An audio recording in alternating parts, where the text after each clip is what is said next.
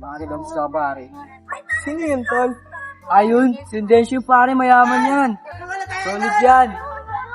Bakit? Ano bang tension mo sa kanya?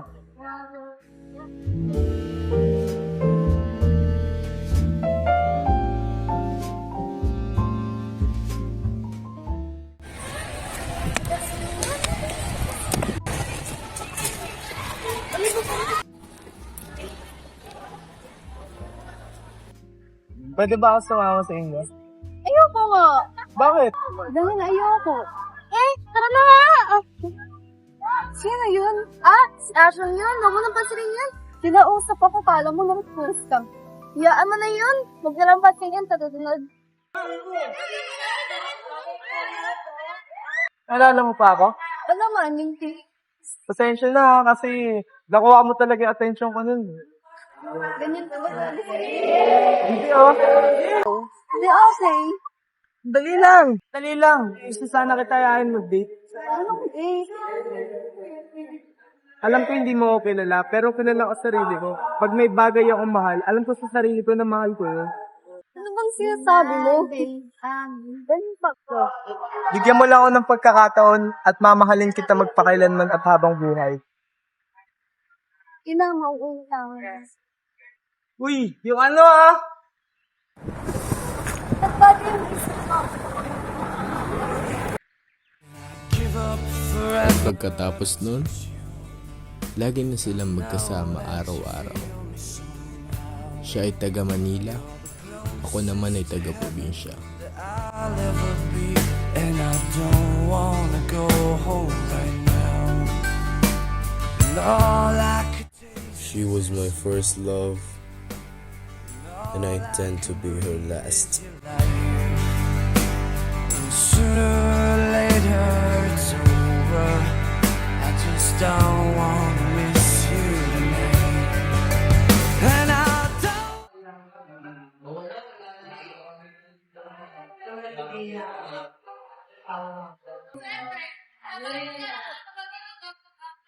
Napapalapit ka na ata sa lalaki na yun, ah. Papuntahin mo siya sa linggo. Gusto siya makilala. Po. Ngayon ako. Tara na at kumain na tayo. Bro, Ashton, ikaw at si Andrea pala ay talagang lagi mo kasama. Well, wala ka na matapos ang tag-init. Malapit lang naman po kami rito. Kaya kaya ko naman po pumunta. Ang paaralan niya ay sa Manila. Hindi po niya sinabi. Tingin ko lang din kasi nalaman, pero Alam niyo, masyado seryoso usapan na ito sa pagkainan na ito. Kumain muna tayo. hindi ko ba alam ano ba mahal sa bagang yan? Paano yung lalangin ng pag-aaral ni Andrea? Yang kilat lingis lang. Gusto ko linggo-linggo papadalhan mo ako ng sulit. Oo naman. Basta, magtapos ng 3 taon, baka Bibigay ko na yung tulse. Palatandaan ng pagmamahal ko yun.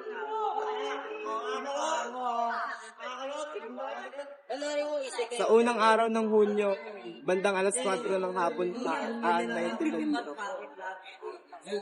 Sige na, alis na ako. Umakas lang kasi ako eh. Sige. Pasensya na po kayo, ako po talagang may kasalanan. Pwede bigyan mo muna kami ng oras? Gusto ko lang makausap ang anak ko. Hindi po talaga niya kasalanan, ako po talagang may kasalanan. Umupo ka nga muna.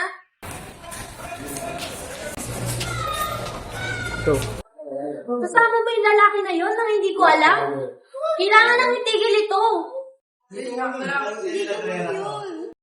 Hindi namin alam kung saan kayo galing o anong ginagawa nyo. Pero mabait siya, ma. Oo nga. Sabi mo mabait siya, pero hindi nga kayo pwede dahil mahirap siya. Mahirap siya at hindi kayo bagay. Alas na tayo, pupunta na tayong Maynila. Huwag mo akong hawakan dahil hindi ikaw ang magdidesisyon kung sino ang mamahalin ko. Sorry, Ashton. Hindi ko talaga alam sa pag-ibig. Hindi, okay lang, huwag ka na umiyak. Hindi, okay lang. Teka lang, alis na ako. Ano nga, Alice? Alis na ako. Ano nga? aalis ka? Tara nga dito, kausapin mo ko.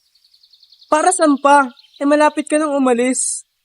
Maiiwan ako rito at masaya ako para sa'yo. Huwag mong sabihin yan. Ay, totoo. Wala ako ng mga bagay na meron kayo at hindi mangyayari yun. Pwede kang sumama sa akin. Sa Manila? Anong gagawin ko ron? Mamumuhay tayo. Hindi ko alam. Eh di maghihiwalay tayo. Nasaan si Ashley? Umalis bakit? Anong nangyari? Aalis na ako. Alis? Kailan? Ngayong araw. Ay, gusto ko lang sabihin mo kay Asyong na mahal na mahal ka siya at pasensya sa lahat ng nangyari. Oo, alam ko mahirap pero naiintindihan ka niya. Kung gusto ko naman kausapin niya, magpapadala yun ng sulit eh. Kung hindi, O siya, aalis na ako. Basta yung mga pinapasabi ko ha. Bakit? Hindi mo alam nung may susunduin siya. Hindi. Maraming dahilan kung bakit nagwawakas ang pag-ibig kada tag-init. Si Asyong ay sobrang desperado. Sumusulat siya kay Andrea na humihingi ng pasensya para sa pakikipaghiwalay niya kay Andrea. Sinulat niya na mahal pa niya siya at gusto na siyang makita. At kung susulat siya pabalik, makikipagkita siya rito kahit nasaan pa siya. Sumusulat siya para kay Andrea kada 3 araw sa loob ng 1 taon, pero lahat ng yun walang tugon.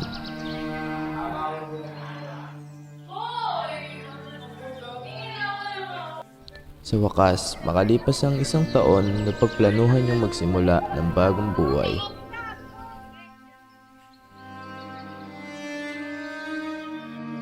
Lumipas ang 5 taon, hindi pa rin sila nagkikita.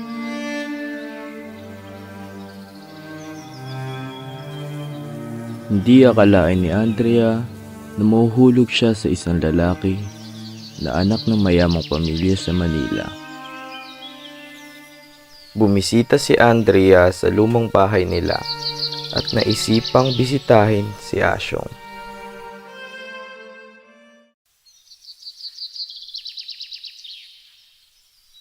Hello, naalala kita. Gusto lang sa laktang bisitahin kung okay ka lang.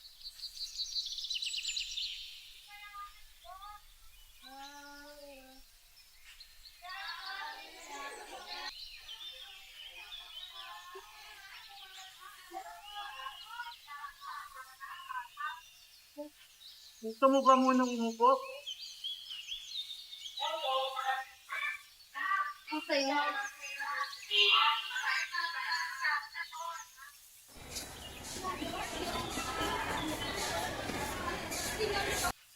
Pangalan niya ay Lester. Oto siguro sa kanya yung pamilya mo. Sobrang bait ni Aso. Well, may boyfriend siya. Pwede tayo maging magkaibigan. Ibang-iba ka na. Paano ang iba? Sa itsura mo. Sa lahat. Ikaw rin, ibang iba ka na. Pero maganda pa rin. Pero ganun ka pa rin ng bola.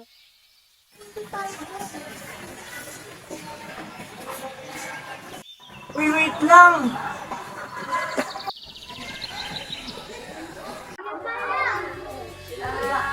Bakit hindi mo ako sinulatan? Bakit? Nandito ka pa rin sa puso ko. Hinintay kita ng 5 taon, pero ngayon huli ng lahat.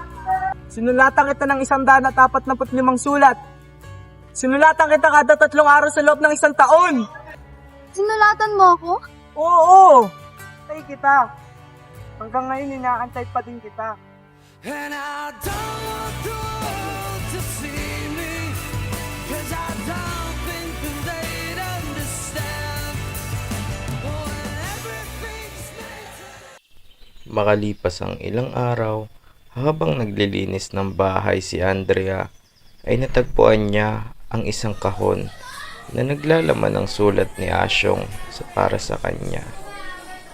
At napag-alamang itinatago pala ito ng kanyang ina. Mahal kong Andrea, Hindi ako nakatulog kagabi dahil alam kong wala na tayo. Hindi na ako nagagalit dahil alam kong tapos na ang lahat.